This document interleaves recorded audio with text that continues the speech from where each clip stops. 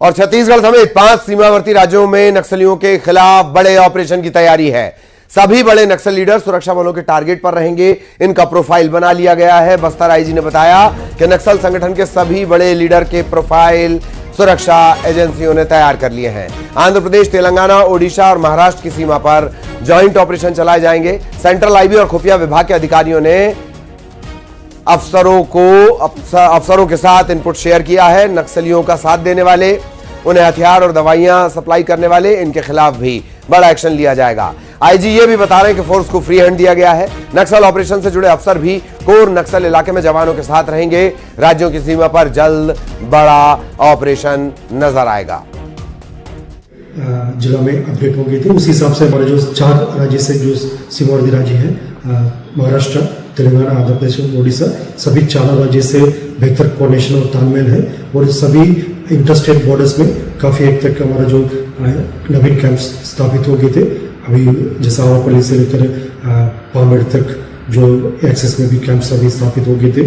और उसके साथ साथ जो उड़ीसा बॉर्डर में भी, पूर्व में भी काफ़ी हद तक हमारा जो बॉर्डर में डिप्लॉयमेंट 3-4 मॉड्यूल्स में भी जो हमने कार्रवाई की गई थी।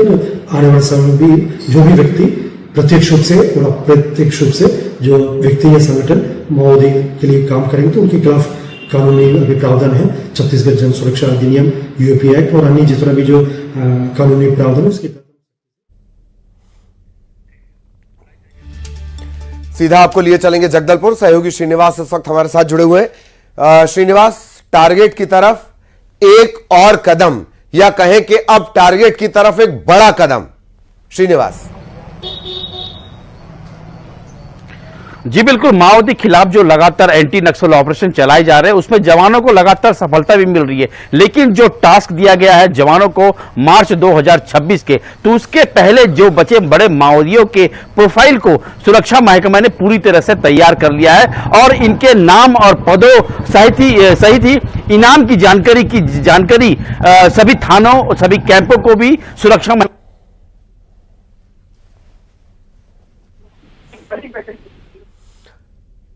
तो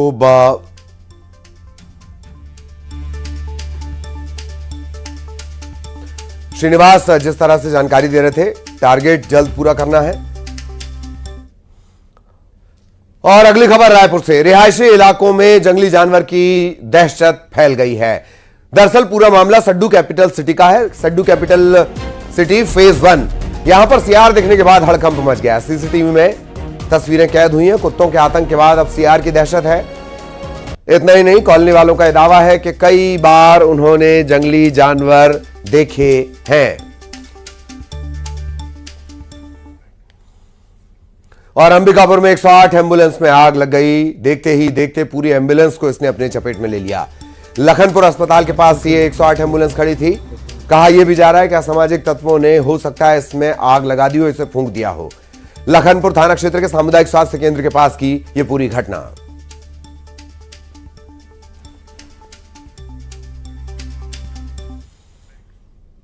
बालोद में चुनाव परिणाम के बाद सिवनी के ग्रामीणों ने हंगामा कर दिया। 9 वोटों से हारने के बाद प्रत्याशी के समर्थकों ने जमकर हंगामा किया।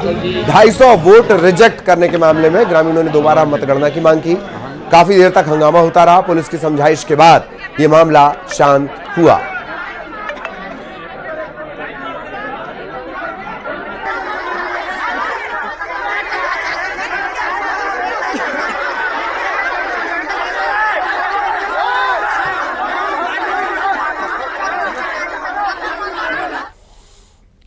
कांकेर जिले में दूसरे चरण की मतगणना के बाद चौगेल गांव में जमकर हंगामा हुआ और इस हंगामे का एक वीडियो भी सामने आया। जीतने वाले सरपंच के पति से मारपीट की गई है। हारे हुए प्रत्याशी के समर्थकों पर मारपीट के आरोप है। उसका ये वीडियो भी लगातार वायरल हो रहा है। कांकेर का ये वीडियो।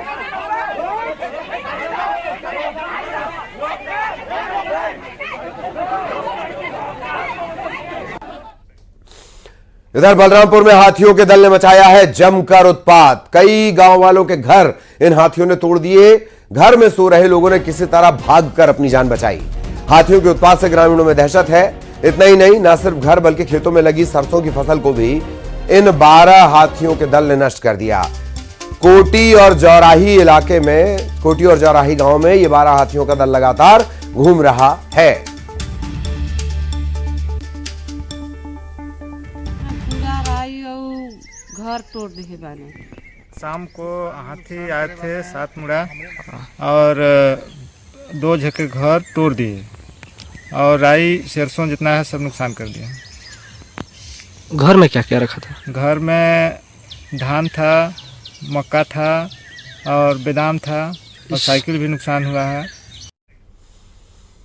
सुकमा में पंचायत चुनाव के तीसरे चरण के लिए पोलिंग पार्टियों के रवाना होने का सिलसिला शुरू हो गया। कोंटा ब्लॉक के नक्सल प्रभावित इलाकों में मतदान होना है। 18 मतदान केंद्र के लिए जो हेलीकॉप्टर है वो हेलीकॉप्टर से टीम भेजी गई है। MI-17 हेलीकॉप्टर से ये पोलिंग पार्टियां भेजी गई हैं। 23 फरवरी को पंचायत चुनाव के तीसरे चरण का मतदान होना है।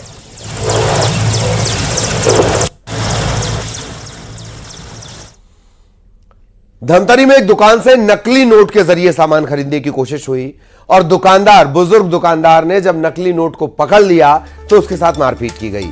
बुजुर्ग दुकानदार पर गाड़ी की चाबी से हमला कर बदमाश फरार हो गए। कोतवाली थाना इलाके के अहमद तालाब रोड का यह पूरा मामला।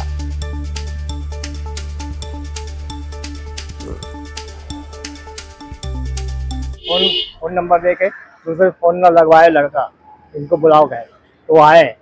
3-4 जने थे आए और मेरे को कहे छोटे बच्चे को तू ऐसे नहीं करेगा तब करेगा, वैसे करके मेरे को बोलना शुरू कर दिया। ऐसे देखो छोटे बच्चे कैसे वैसे सिखाओगे तो आगे चल के क्या करेगा, ऐसे कह के बोला। उसके बाद मेरे भाई को मारा है, ऐसा है कह के मेरे को चाबी गुच्छा सीजर से मारा है। पुलिस ने शिकायत की है सर। रायपुर में गैंगस्टर अमन साहू की आज पेशी होनी है। अमन साहू को कोर्ट में पेश किया जाएगा। गंज थाना इलाके में डकैती की योजना बनाने का इस पर आरोप है और अमन साहू गैंग के बदमाशों की गिरफ्तारी हुई थी। झारखंड से इसे ट्रांजिट रिमांड पर लाया गया है और इसे झारखंड भी ले जाया जा सकता है।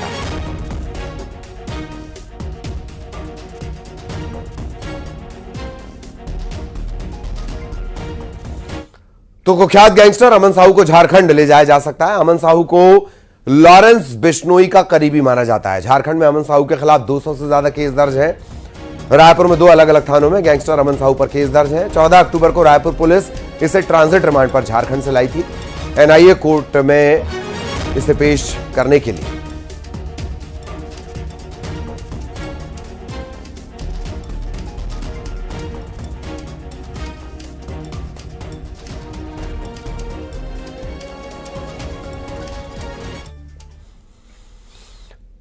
मुख्यमंत्री विष्णुदेव साय गृहग्राम बगिया पहुंचे। CM साय अपना जन्मदिन मनाने के लिए जशपुर में अपने गृहग्राम बगिया पहुंचे हैं। जन्मदिन के मौके पर घर में सत्यनारायण की कथा हुई है।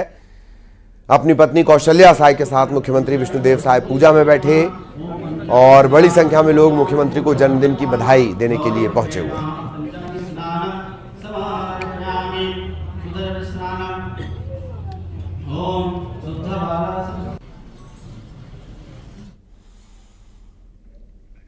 तो मुख्यमंत्री विष्णुदेव साय का आज जन्मदिन है, 61वां जन्मदिन है। पंच से राजनीति की पारी शुरू करने वाले विष्णुदेव साय सियासत में लगातार कामयाबी की सीढ़ियां चढ़ते जा रहे हैं।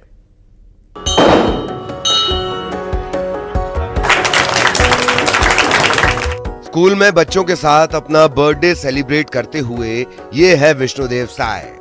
सादगी उनकी पहचान है और यही उनको दूसरे राजनेताओं के बीच खास भी बनाती है।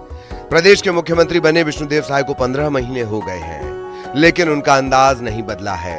हाँ, प्रदेश विकास के रास्ते पर जरूर बढ़ रहा है, साथ ही आदिवासी नेता के तौर पर उनकी लोकप्रियता भी बढ़ रही है।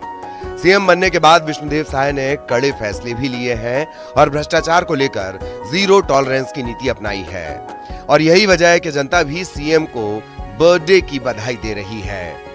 हमारे माननीय मुख्यमंत्री, छत्तीसगढ़ के यशस्वी मुख्यमंत्री माननीय विष्णुदेव साय जी के 61वें जन्म दिवस की हार्दिक बधाई एवं शुभकामनाएं देता हूं और वे सदा खुश रहें, मस्त रहें, स्वस्थ रहें और आगे चलकर राष्ट्रीय राजनीतिक में अपना योगदान दें, ऐसी शुभकामनाएं देता हूं।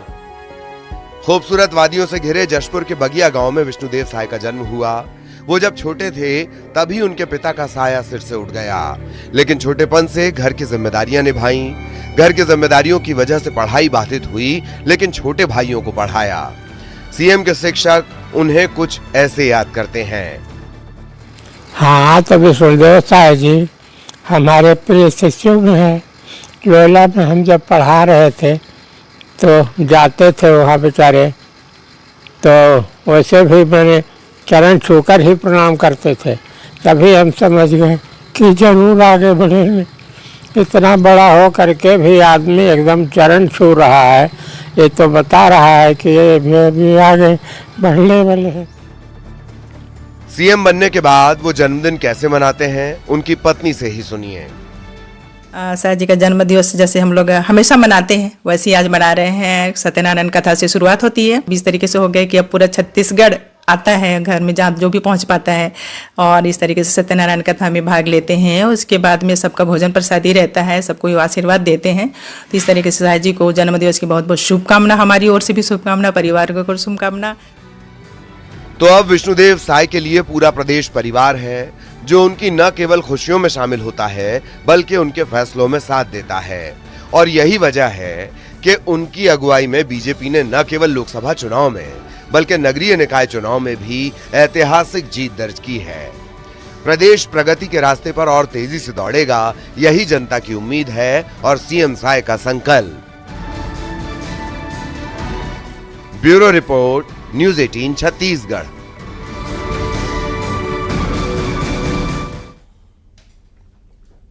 और अब टॉप 20।